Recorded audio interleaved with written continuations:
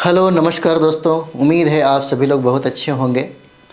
हम लोग देख रहे थे बिहार स्पेशल, और बिहार स्पेशल की बात करें तो हम लोगों ने पाल वंश को भी ख़त्म किया था। मेडिवल बिहार हम लोग कर रहे हैं, और मेडिवल बिहार में हम लोगों ने कर्नाटक जो एक वंश है उसको भी हम लोगों ने देखा। और नेक्स्ट हमारा है सेन वंश।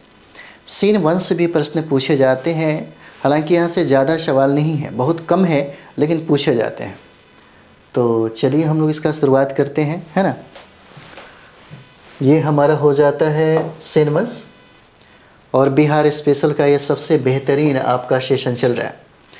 पाल वंश के पतन के बाद किस वंश की स्थापना हुई? कहते हैं कि पाल वंश के पतन के बाद बताइए किस वंश की स्थापना हुई। तो पाल वंश के पतन के बाद आपका सेन वंश हो जाता है। आंसर क्या है? ए हो जाएगा।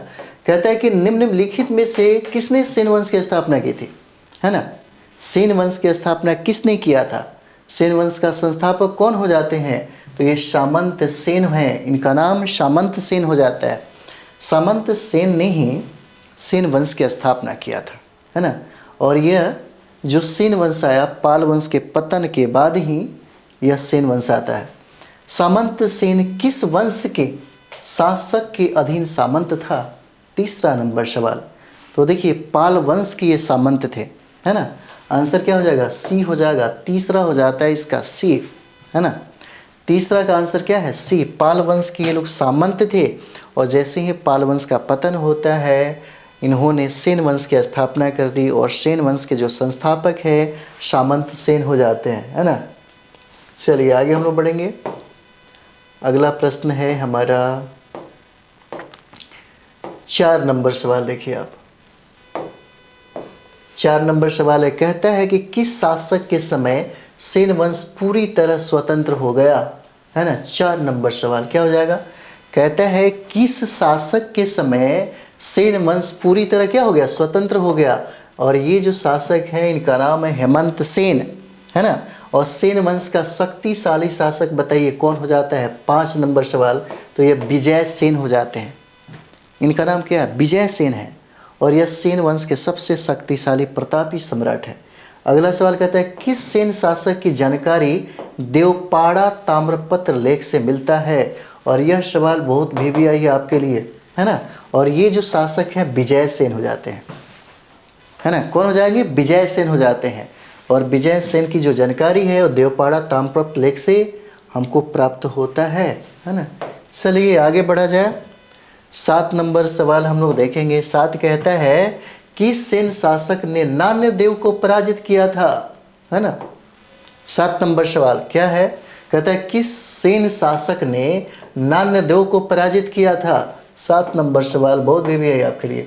और ये हो जाते हैं शासक का जो नाम है उनका नाम है विजय सेन, और विजय सेन ने विजय प्राप्त किया था। किसको हराया? नान्यदेव को पराजित किया, है ना। विजय सेन किस धर्म का अनुयायी था? 8 नंबर सवाल क्या हो जाएगा?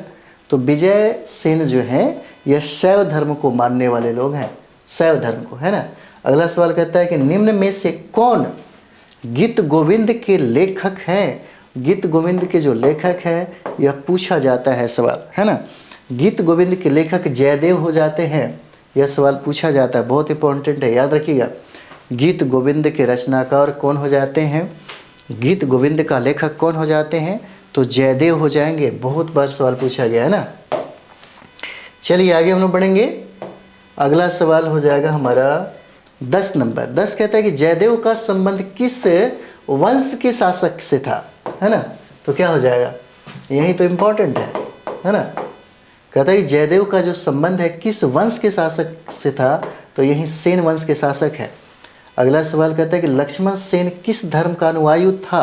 11 नंबर सवाल बताइए, है ना।